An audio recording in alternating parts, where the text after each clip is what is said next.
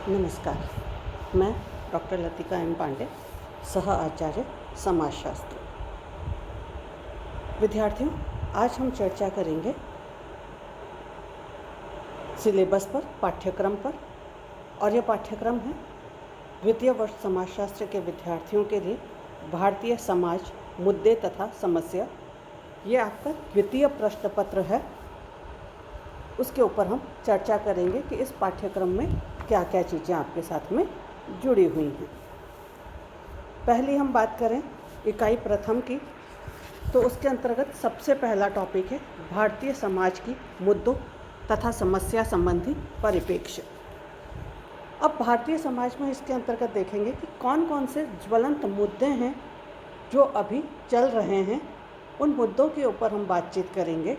भारत में कौन कौन सी समस्याएं विद्यमान हैं, उन समस्याओं का क्या परिप्रेक्ष्य है, उनका दृष्टिकोण किस प्रकार का है, उसके अंतर्गत हम बातचीत करेंगे। उनके संबंधों की बातचीत हम करेंगे। यह भी देखेंगे कि सामाजिक समस्याएं क्या हैं, सामाजिक मुद्दे क्या हैं, इन दोनों के मध्य किस प्रकार से अंतर किया गया है, सामाजिक समस्या क्या है और व्यक्तिगत समस्या क्या है, इनको कैसे हम अलग अलग समझ सकते हैं, उन सभी की चर्चा हम इसके अंतर्गत करेंगे। इसी इकाई में दूसरा टॉपिक आपका आ रहा है संरचनात्मक जातीय तथा लैंगिक असमानता। अर्थात भारतीय समाज के अंतर्गत संरचनात्मक स्तर पर दो प्रकार की असमानताओं की चर्चा यहाँ पर कर रहे हैं। एक असमानता है लिंग भेद के ऊपर आधारित, जो कि हम संपूर्ण समाज के अंतर्गत देख रहे हैं। महिला पुरुष के आधार के ऊपर जो समाज में अंतर है, उन अंतर की चर्चा हम करेंगे। क्या कारण है और उसे दूर कर कैसे किया जा सकता है, उसकी चर्चा की जाएगी। दूसरी है इसी के अंतर्गत जातीय असमानता। हिंदू सामाजिक संगठन की जो व्यवस्था है, उसके अंतर्गत हम इसको देखते हैं। और जातिगत जो असमानता विद्यमान है, उच्चता और निम्नता की बात यहाँ पर देखी जा रही है, छुआछूत वाली बात यहाँ पर देखी जा रही है। तो यह असमानता जो विद्यमान है, इसकी बातचीत हम यहाँ पर करेंगे कि क्या कारण है, किस प्रकार की यह असमानता विद्यमान है और इसको कैसे दूर किया जा सकता है। देखा जाए तो दोनों ही जो असमानता हैं, यह प्रदत्त परिस्थिति अर्थात जन्म के आधार पर समाज में देखी जा सकती है। तीसरा टॉपिक इसी इकाई के अंतर्गत देखें तो है विसमरसता, धार्मिक, नृजातिक और क्षेत्रीय आधार के ऊपर। अर्थात समाज के अंतर्गत समरसता विद्यमान होनी चाहिए, लेकिन समरसता के स्थान पर द्वेष की भावना, आपस में लड़ाई झगड़े, सद्भाव ना होना, यह व्याप्त होता दिखाई दे रहा है। तो इस विसमरसता के जो कारण हैं, उन कारणों की यहाँ पर चर्चा की गई है। धार्मिक आधार पर देखें तो समाज के अंतर्गत हम देखते हैं मुख्य रूप से हिंदू और मुसलमानों की जो स्थिति है, वहाँ धार्मिक विसमरसता, हर व्यक्ति अपने धर्म को श्रेष्ठ और दूसरे के धर्म को नीचा बताने का प्रयास कर रहा है। इसी प्रकार से द्विजातिक विसमरसता, अलग अलग जनजातियों के मध्य में जो तनाव उत्पन्न हो रहा है, उसकी बातचीत हम यहाँ पर करेंगे। तीसरा है क्षेत्रीय विसमरसता। भारत के अंतर्गत अलग अलग क्षेत्र विद्यमान हैं, अलग अलग राज्य विद्यमान हैं, जिसके आधार पर हम अलग अलग क्षेत्रों को देख रहे हैं। अब एक राज्य का व्यक्ति यह कहता है कि दूसरे राज्य का व्यक्ति उसके यहाँ आकर के नहीं रह सकता।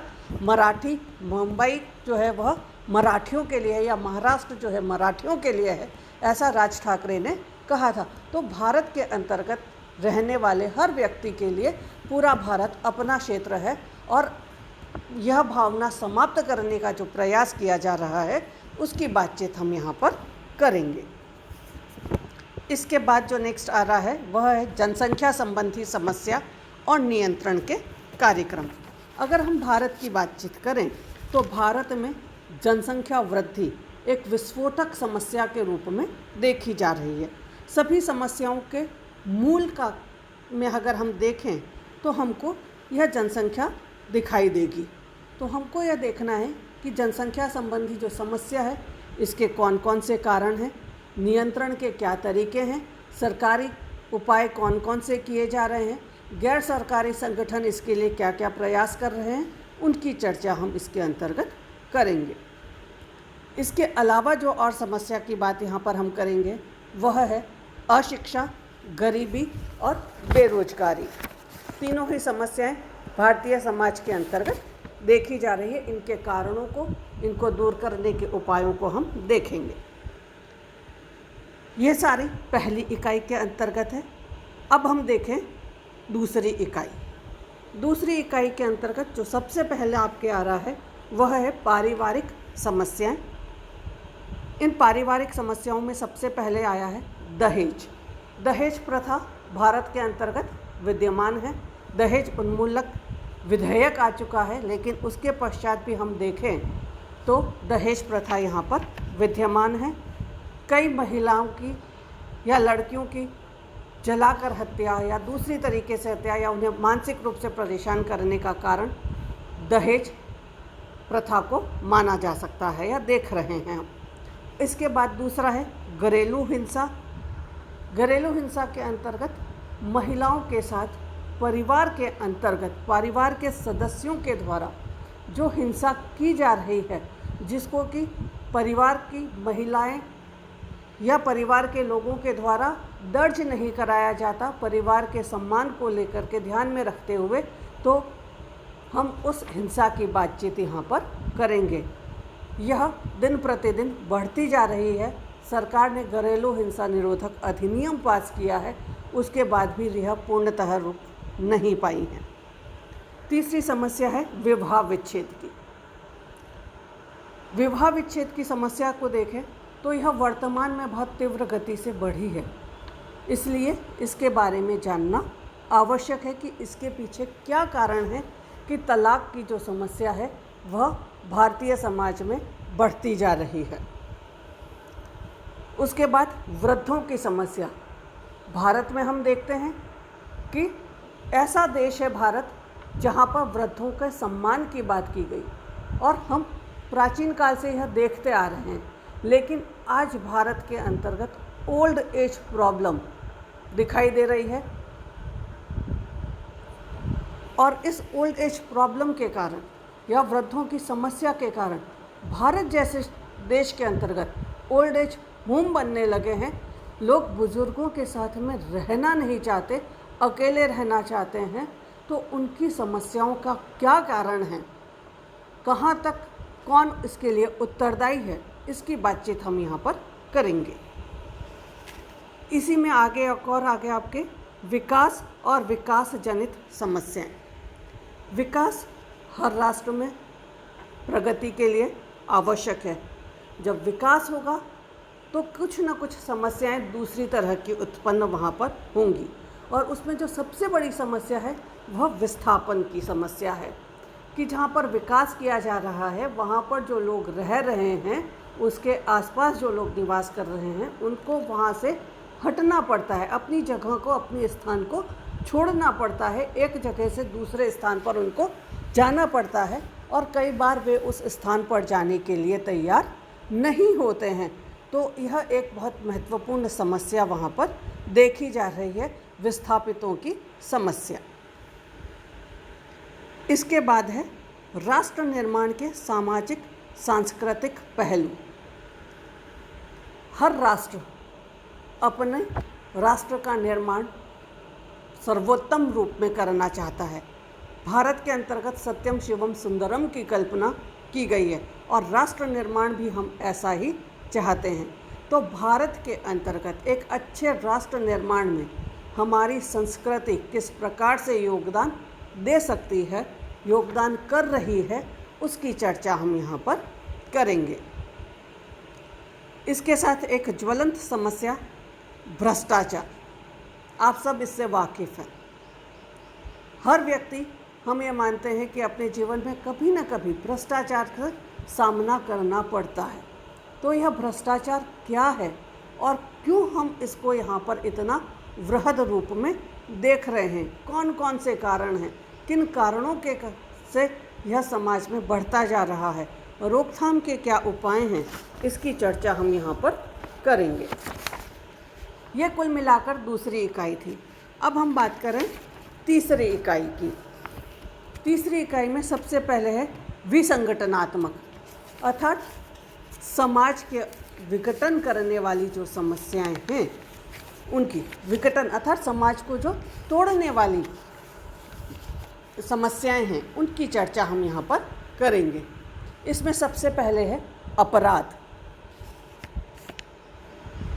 भारत के अंतर्गत एक सर्टेन एज से ऊपर वाले व्यक्ति जो कुछ गलत कार्य करते हैं, नियम विरुद्ध कार्य करते हैं, वह इन अपराध की श्रेणी के अंतर्गत रखे जाएंगे। तो अपराध के क्या कारण हैं, कैसे इनको रोकथाम किया जाए, कम किया जाए, व्यक्ति अपराधी क्यों बनता है, उन सभी सिद्धांतों की चर्चा भी हम यहाँ पर करेंगे। इसके बाद है बाल अपराध। बच्चों के द्वारा, अर्थात भारत में 18 वर्ष से कम उम्र के बच्चों के द्वारा जो अपराध किए जा रहे हैं वह बाल अपराध की श्रेणी के अंतर्गत रखे गए हैं। तो बाल अपराध के कारण क्या है, क्यों एक बालक अपराधी बनता है, उसकी चर्चा हम यहाँ पर करेंगे। उसके बाद है बाल संरक्षण एवं अधिकार। जब एक बालक अपराध करता है तो हम उसको बड़ों के साथ में नहीं रख सकते, जो पेशेवर अपराधी हैं उनके साथ में नहीं रख सकते, जेल में हम उन्हें नहीं रख सकते। तो बाल संरक्षण अधिनियम बनाया गया और इन बच्चों के लिए एक अलग प्रकार की संस्थाएं विकसित की गई जहां पर इन बच्चों को रखा जाता है और इनके सुधार का प्रयास किया जाता है ताकि समाज के साथ में इन्हें वापस सामंजस्य स्थापित करवाया जा सके और उन्हें बुरी आदतों से मुक्त किया जा सके। इसके बाद है श्वेत वसन अपराधी, अर्थात वाइट कॉलर क्रिमिनल्स। वे अपराधी जो सामने समाज के अंतर्गत सम्मानित दिखाई देते हैं लेकिन उनके कार्य जो हैं वह आपराधिक होते हैं, अपराधों के साथ उनका सामंजस्य बैठा होता है, अपराधों के साथ उनका एक नेक्सस बैठा हुआ होता है, तो हम उसको श्वेत वसन अपराधी कहते हैं। ये कौन से होते हैं, किस प्रकार के लोग होते हैं, इनकी चर्चा हम करेंगे। इसके बाद नेक्स्ट आ गया मादक द्रव्य, ड्रग्स की बात हम यहाँ पर कर रहे हैं। चरस, अफीम, गांजा, निकोटीन से जो उत्पन्न प्रभाव हैं उनकी चर्चा यहाँ पर करेंगे कि ये कौन से पदार्थ हैं और व्यक्ति इनकी आदत या इनकी लत से क्यों जुड़ जाता है, उसकी चर्चा यहाँ पर देखी जाएगी। उसके बाद AIDS, acquired immunodeficiency syndrome, पूरा नाम इसका ये है। तो एड्स की एक जो समस्या है वह हम देखेंगे कि एड्स के क्या कारण हैं और इसके रोकथाम के क्या उपाय हैं। नेक्स्ट टॉपिक आ जाएगा आपका पर्यावरण प्रदूषण। ज्वलंत मुद्दा है यह। भारत के अंतर्गत पर्यावरण प्रदूषण क्यों फैल रहा है, कौन कौन से प्रदूषण के तरीके हैं, किन किन चीज़ों से यह प्रदूषण फैल रहा है, कैसे इसको रोका जा सके, उसकी बातचीत करेंगे। लास्ट, उपभोक्तावाद। आप और हम सभी उपभोक्ता हैं। वह व्यक्ति उपभोक्ता है जो बाज़ार से कोई भी चीज़ खरीदता है। जहाँ से आपने चीज़ खरीदी है आप उसके उपभोक्ता हैं। अब उपभोक्तावादी जो व्यवस्था है उसके अंतर्गत कुछ न कुछ समस्याएं हैं। जो कुछ कहा जाता है वैसी चीज़ आपको नहीं प्राप्त होती है। विज्ञापन देखते हैं, विज्ञापन के अंतर्गत वस्तु की चीज़ हमको क्वालिटी जो बताई जा रही है, जब हम वास्तव में उसे खरीदते हैं तो वह नहीं है।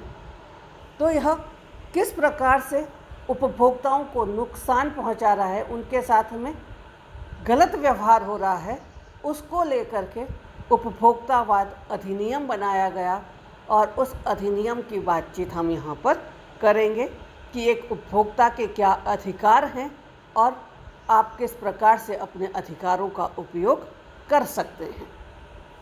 ये तीनों इकाइयाँ हैं कुल मिलाकर के आपकी, और इसी के बारे में हम अध्ययन करेंगे। इन पाठ्यक्रम से संबंधित जो नोट्स हैं वह भी आपको यहाँ पर समय समय पर उपलब्ध कराए जाएंगे। अगर इस पाठ्यक्रम को लेकर आपको कोई भी समस्या है तो आप मुझसे संपर्क कर सकते हैं। धन्यवाद।